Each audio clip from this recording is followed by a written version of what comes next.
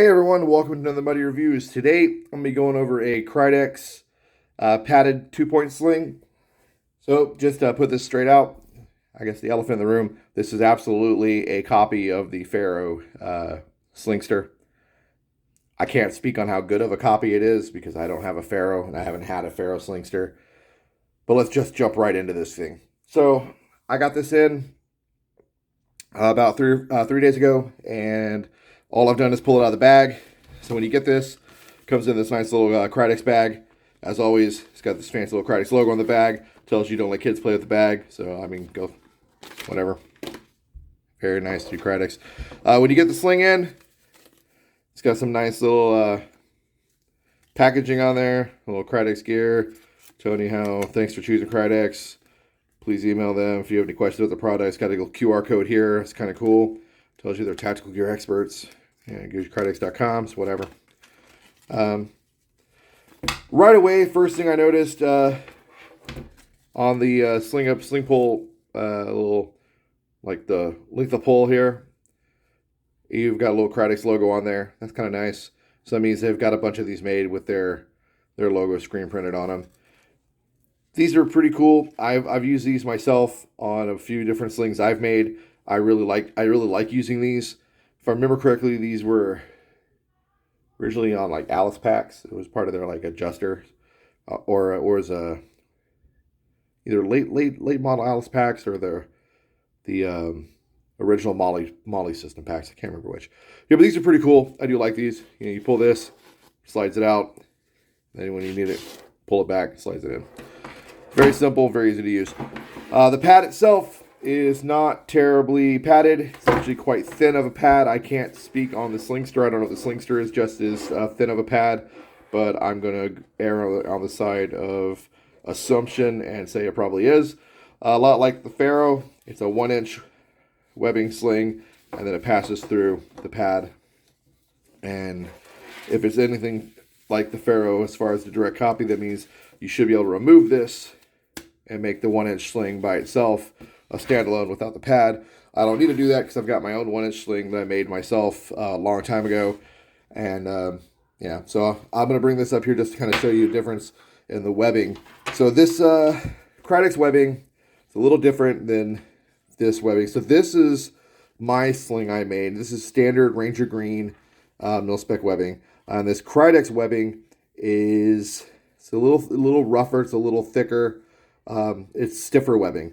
This webbing, if you notice, it's very just kind of loosey-goosey, very floppy. This webbing is very stiff. Trying to get it close to the camera so you can kind of make it out. I don't know if it's coming through or not, but the weave is different on the two webbings, and the Krydex webbing is a little more olive than Ranger Green, but that's not necessarily a bad thing. This is the normal mil-spec Ranger Green. This is what you would see on Eagle stuff, Cry stuff. This is probably the same webbing that you would see on an actual Pharaoh. This is definitely closer to olive. As far as the build quality, it's not bad. Elastic's nice. Right here, definitely got to take a lighter to that, kind of singe that off. They did singe the edges of the bitter ends of the webbing, so that is nice. Just looks like that one needs to be singed a little better. Stitching quality on the pad's not bad. There's some errant stitching there.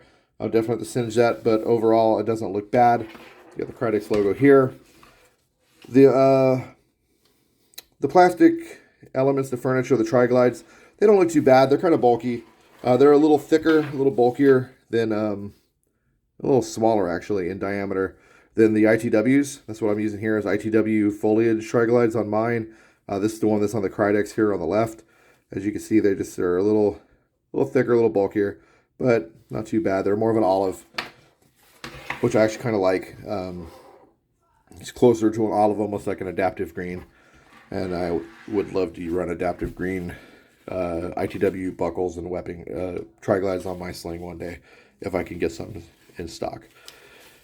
On the bitter ends of the ends of the sling, you would need to run QD swivel points or HK hooks or mash hooks or something of that nature.